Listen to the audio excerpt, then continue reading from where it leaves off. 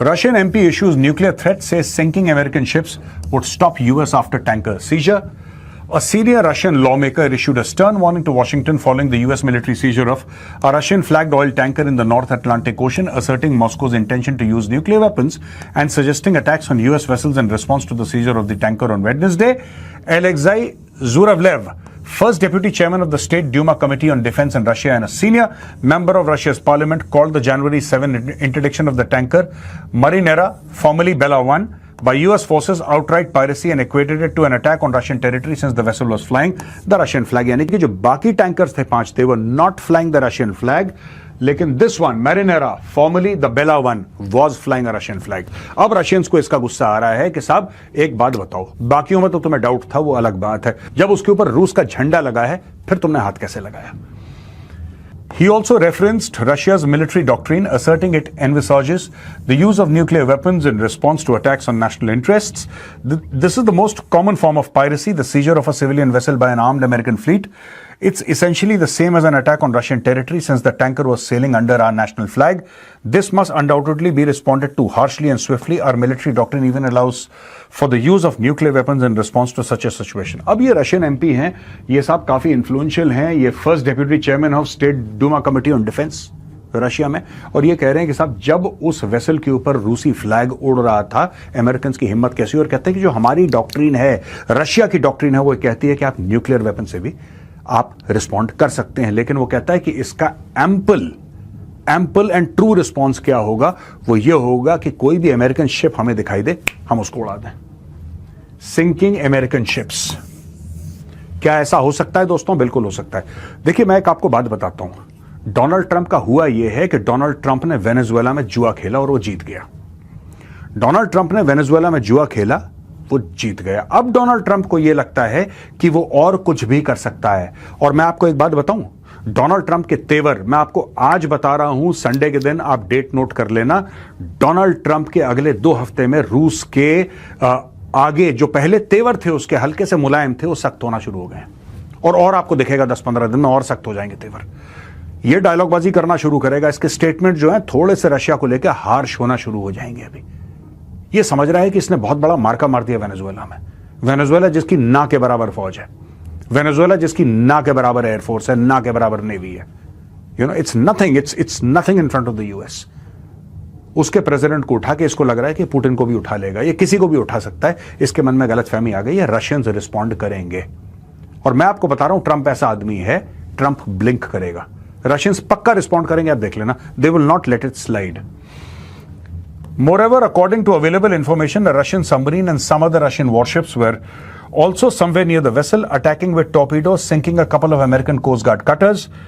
They are perfectly capable of guarding their shores several thousand kilometers away. I think the only way to stop the US, which is enjoying a kind of euphoria of impunity after the special operation in Venezuela, is with a slap on the nose like this, he added. The statement by the Russian MP can be considered a sharp escalation given both countries' nuclear arsenals. तो ये दोस्तों बात है.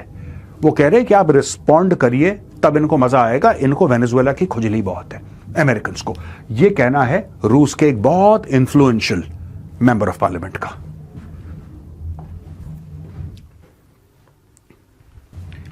वहां पे दोस्तों Russia ने hypersonic missile मार दी है यूक्रेन में, नियर द नेटो, जो नेटो कंट्री से बॉर्डर लगा है उसके बिल्कुल पास, बिल्कुल छूते हुए एक उसने हाइपरसोनिक मिसाइल मार दी है. Russia fired a powerful hypersonic missile overnight at a target in Ukraine near the border with NATO member Poland in what Kyiv's European allies on Friday described as an attempt to intimidate them from supporting Ukraine. Actually दोस्तों Poland बिल्कुल 25-30 kilometre Poland और Ukraine के border से, Poland के अंदर air strip है जहां पे 80 to 90% वेपन्स जो यूक्रेन जाते हैं उस एयर स्ट्रिप से जाते हैं. ये पोलैंड भिजवाता है, पोलैंड नेटो का मेंबर है. रूस ने 1-2 बार पहले भी वार्न करा है कि भाई मत कर ऐसा, तेरा कोई लेना देना नहीं है, हमारे यूक्रेन के बीच की बात है, तू बीच में मत पड़, क्योंकि जो यूक्रेन है वो नेटो का मेंबर तो है नहीं. अगर नेटो का मेंबर होता फिर तुम्हारी एक्टिविटीज हमें समझ में आती, लेकिन अगर तुम रूस को नुकसान पहुंचाओगे तो किसी ना किसी दिन तुम भी लपेटे में आओगे. आज की तारीख में पोलैंड के बिल्कुल, जैसे ये बॉर्डर है इसके बिल्कुल बगल में यूक्रेन में ही मिसाइल मारी है, पोलैंड में नहीं मारी, पोलैंड में नहीं मारी, लेकिन वो बहुत ज्यादा पास है पोलैंड के. और सबका यह कहना है कि रशिया हमें एक मैसेज देने की कोशिश कर रहा है. The Oreshnik, an intermediate range ballistic missile design to project power across Europe, in which Moscow says it's impossible to intercept, can carry nuclear warheads, although there was no suggestion it had done so. A senior Ukrainian official said it appeared to be carrying inert dummy warheads. Ukrainian Foreign Minister Andriy Sybiha said a strike close to EU and NATO borders posed a grave threat to security. It is absurd that Russia attempts to justify the strike with the fake Putin residence attack that never happened. He wrote on X, Putin uses an IRBM near EU and NATO border in response to his own hallucinations. This is truly a global threat and it demands global responses. President Volodymyr Zelensky said the strike was demonstratively close to the EU states and warned Ukraine's neighbors to take note of the dangers. यार ये सब बातें ठीक हैं, देखो ये English है. Fact of the matter is Putin कई बार रशिया कई बार बोल चुका है, ओपनली बोल चुका है कि ये पोलैंड जो है ये यूक्रेन को वेपन सप्लाई क्यों कर रहा है.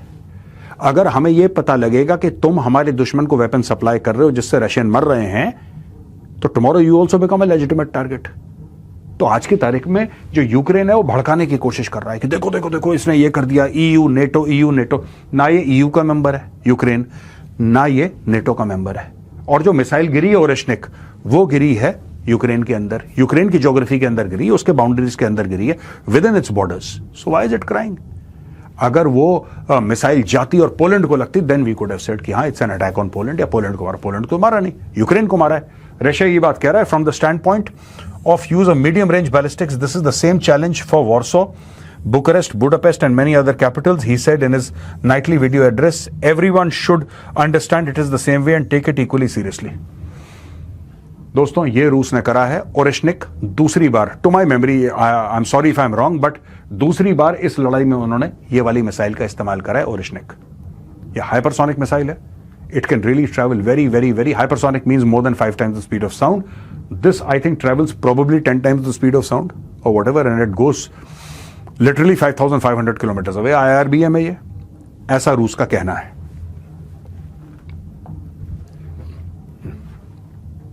अब दोस्तों, if it expires, it expires. Trump tells New York Times about US-Russia nuclear treaty. US President Donald Trump indicated he would allow the last US-Russia strategic arms control treaty to expire without accepting an offer from Moscow to voluntarily extend its caps on deployment of the world's most powerful nuclear weapons, according to remarks released on Thursday. If it expires, it expires, Trump said of the 2010 New START Accord. अभी New York times को उन्होंने interview दिया था. उन्होंने बोला कि ये treaty खत्म होने वाली है और जब ये ट्रीटी खत्म हो जाएगी तो खत्म हो जाएगी. ये फरवरी में खत्म हो रही है, हो जाने दो, मुझे कोई फर्क नहीं पड़ता. ऐसा डोनाल्ड ट्रंप ने बोला. ये ट्रीटी है क्या दोस्तों? स्ट्रेटेजिक आर्म्स रिडक्शन ट्रीटी है. ये स्टार्ट का मतलब है स्ट्रेटेजिक आर्म्स रिडक्शन ट्रीटी.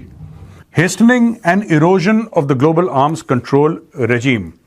तो दोस्तों यहां पे arms control advocates fear the world's 2 biggest nuclear powers will begin deploying strategic warheads beyond the pact limits. एक लिमिट दे रखी है कि भाई तुम इतने ही लगा सकते हो, तुम इतने ही अपने जो न्यूक्लियर वेपन्स हैं उनको डिप्लॉय कर सकते हो. ये उससे ज्यादा भी जा सकते हैं. ट्रीटी क्या बोलती है? ट्रीटी कहती है ठीक है, आपके पास, जैसे ये कहता है यूनाइटेड स्टेट्स के पास 5,800 वॉरहेड्स हैं न्यूक्लियर. ये कहता है रशिया के पास 6,375 है, चाइना के पास 320 है. तो ये इन दोनों के बीच में एक अंडरस्टैंडिंग है कि आप इतने ही डिप्लॉय कर सकते हो, बाकी तुम साइलोस के अंदर रखो. You can't deploy more than this, right? एक इन्होंने बोल रखा है कि आप इससे ज्यादा नहीं कर सकते. अब ये देखिए साहब, द अग्रीमेंट, ये ध्यान से देखिएगा, agreement limits the US and Russia to deploy और to deploying not more than 1,550 warheads on 700 delivery vehicles, missiles, bombers and submarine. सबको मिला के आप 1,550 वॉरहेड ऑन 700 डिलीवरी प्लेटफॉर्म से ज्यादा आप डिप्लॉय नहीं कर सकते. ये है चीज, ये समझ गए आप? तो स्टार्ट एक अंडरस्टैंडिंग है. ये 5 फरवरी को लैप्स हो रही है, जिसके तहत आपके पास हजारों न्यूक्लियर मिसाइल्स हैं, लेकिन एक साइड 1,550 से ज्यादा नहीं डिप्लॉय कर सकते. ये एक अंडरस्टैंडिंग है इनकी. और ये जो अंडरस्टैंडिंग है, क्योंकि अंडरस्टैंडिंग टाइम बाउंड होती है, ताउम्र तो होती नहीं है, टाइम बाउंड है. ये टाइम खत्म हो रहा है 5 फरवरी को. और 5 फरवरी को डोनाल्ड ट्रंप का कहना है कि मुझे कोई फर्क नहीं पड़ता, ज्यादा डिप्लॉय कर देंगे. ये डोनाल्ड ट्रंप नेगोशिएट कर रहा है दोस्तों. He is a master of U turn. कल अगर रशिया ने आंख दिखाई, यू टर्न लेके बोलेगा सॉरी यार मैं तो मजाक कर रहा था. लेकिन आज की तारीख में डोनाल्ड ट्रंप कह रहा है कि मुझे कोई फर्क नहीं पड़ता, करने दो.